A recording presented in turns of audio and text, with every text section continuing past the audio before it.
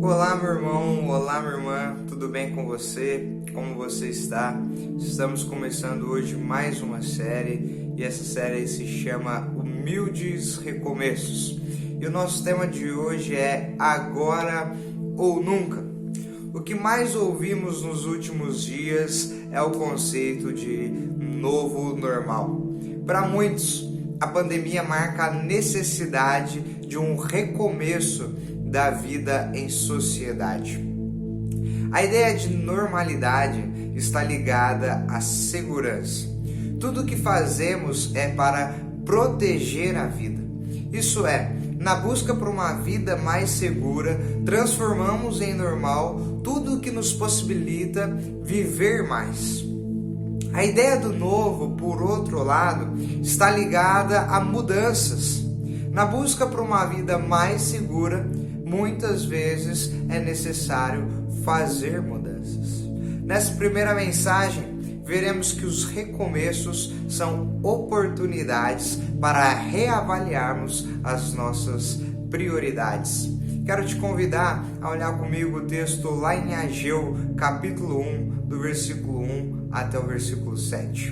Versículo 1 ao 7 diz assim: No primeiro dia do 6º mês do 2º ano do rei Dário, a palavra do Senhor veio por meio do profeta Ageu ao governador de Judá, Zorobabel, filho de Sealtiel, e ao sumo sacerdote Josué, filho de Jeozadaque, dizendo: Assim diz o Senhor dos Exércitos: Este povo afirma: ainda não chegou o tempo de reconstruir a casa do Senhor.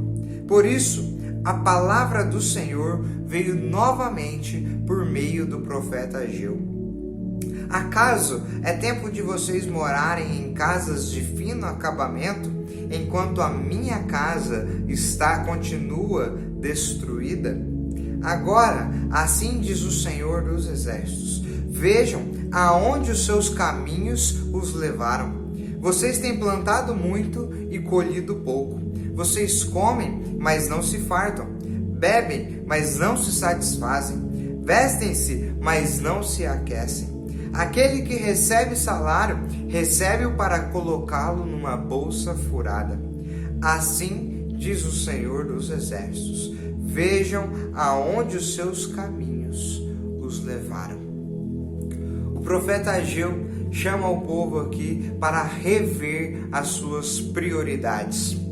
Enquanto o povo estava fazendo belos acabamentos, finos acabamentos para as suas casas, a casa de Deus estava em ruínas, continuava destruída. A prioridade estava invertida e a consequência disso era a falta de prosperidade. Quero te convidar a perceber que Ageu chama o povo a rever a prioridade, e a prioridade deles era a reconstrução do templo. O povo voltou para casa após 70 anos no exílio. A ordem era que eles reconstruíssem o templo que foi destruído pela Babilônia. O templo significava a morada de Deus. Era exatamente aonde ele estava. O templo estava ligado à aliança que Deus tinha feito com o povo. Enquanto eles estivessem em ruínas, não havia um sinal externo da presença de Deus na nova comunidade. A reconstrução do templo significava a prosperidade do povo. Enquanto o templo estivesse em ruínas, Deus estava fora da vida cotidiana. Por isso, o texto demonstra que, apesar de trabalharem muito, eles colhiam pouco. Em tempos de reconstrução, nossa prioridade deve ser olhar para a casa de Deus. Hoje nós sabemos que Deus não habita mais em templos feitos por mãos humanas, mas nós somos o templo do Espírito Santo. Assim, nesse momento, a prioridade deve ser arrumar a casa de Deus. Isso é o nosso coração. Esse é o tempo de recomeço, de reconstrução. Agora é a hora da mudança. É a hora de estabelecermos novas prioridades. Havia um problema. O povo não estava reconstruindo o templo, não estavam cumprindo a ordem que foi dada, porque eles estavam paralisados pelo medo. Quero falar com você sobre a paralisia do medo. Havia 16 anos que eles estavam em casa novamente, mas ainda não tinham terminado a reconstrução do templo. Aconteceu, e nós vemos isso no livro de Esdras, que logo quando eles chegaram, realmente eles começaram a reconstruir. Porém, os samaritanos vizinhos vieram querendo ajudar. Mas sabendo que isso não era certo, os judeus recusaram a ajuda. Dessa forma, os vizinhos samaritanos começaram a oprimi-los, a tal ponto que foi necessário parar a reconstrução do templo. O povo estava com medo. Podemos perceber aqui duas coisas que o medo faz em nós. O medo nos paralisa. Nós vemos que o povo dizia entre si: ainda não chegou o momento adequado. Bom, a gente precisou parar aqui porque não é tempo ainda, não é adequado reconstruirmos o templo, não chegou o tempo certo. Na verdade, eles estavam com medo dos samaritanos. Em segundo lugar, o medo muda as nossas prioridades. Também no livro de Esdras nós vemos que quando eles chegaram e começaram a reconstruir o templo, eles estavam muito felizes. Davam festas, podia-se ouvir em todos os cantos a alegria deles, mas diante do medo, eles esqueceram da casa de Deus e se esforçaram apenas nas suas próprias casas. Conforme o professor Leandro Carnal, o medo não é um problema, mas nós precisamos ter coragem para enfrentar o que é inevitável. O medo se torna um problema quando ele nos paralisa e muda as nossas prioridades, no sentido que, ao sermos tomados pelo medo, corremos o grande risco de nos colocar em primeiro lugar e deixarmos Deus em segundo lugar.